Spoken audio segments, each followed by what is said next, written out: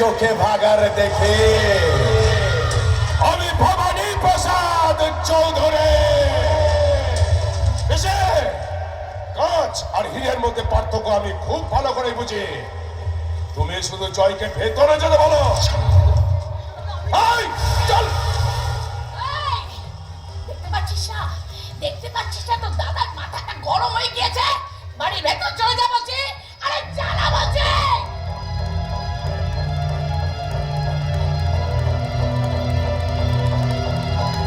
বাবা বাবা শোন, এই গুন্ডা না ওকে যা বছর বুঝিয়ে দিয়েছে। তুই আর কিছু বলিস না বাবা, ওকে ছেড়ে দে। আমি বলছি বাবা ছেড়ে দে, ছেড়ে দে।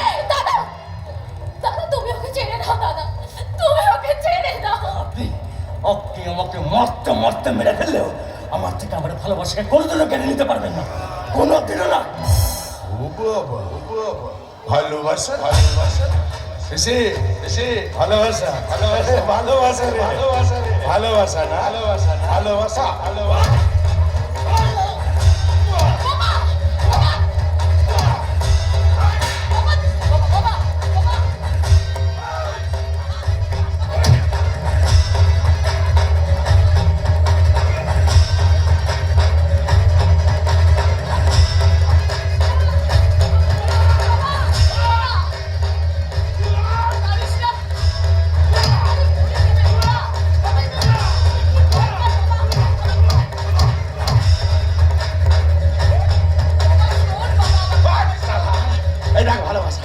ভালোবাসা পিছে ভালোবাসা ভালোবাসা ভালোবাসা।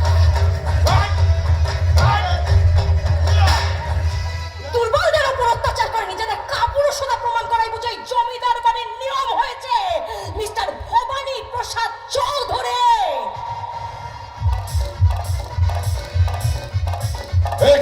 আমি সেই মেয়ে যার জন্মের আগে তোমরা দিয়েছিলে তাকে কলঙ্কের দাগ। আমি সেই মেয়ে যার জন্মের আগে কেড়ে নিয়েছিলে তার পিতৃসুখ।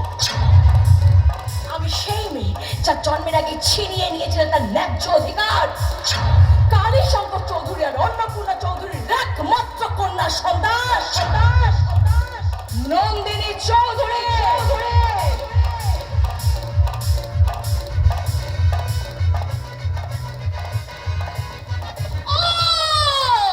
তুমি সেই অন্নপূর্ণার মেয়ে যাকে তার বাবার সাথে আপনি শেষ করে দিতে ভুলে গিয়েছিলেন মন্থরা দেবী।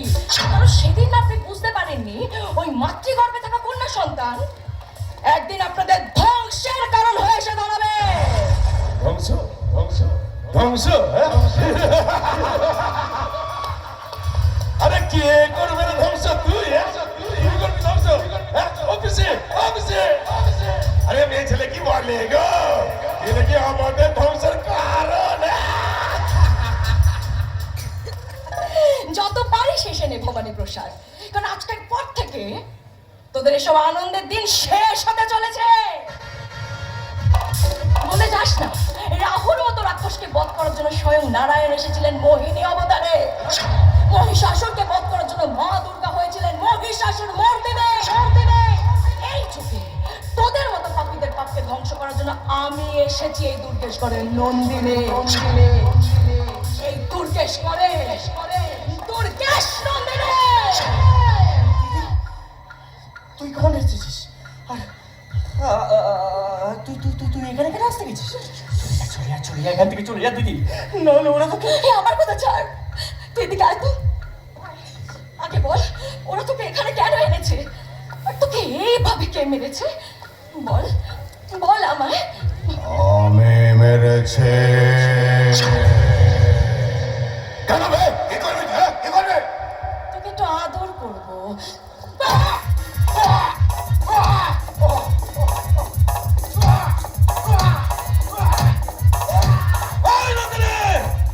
তুই হয়তো ভুলে যাচ্ছিস তুই কারোর সামনে দাঁড়িয়ে এই কাজ করছিস, আর আজ তুই যেটা করলি না এরপর কিন্তু খুব মারাত্মক হবে বলে রাখলাম, খুবই মারাত্মক।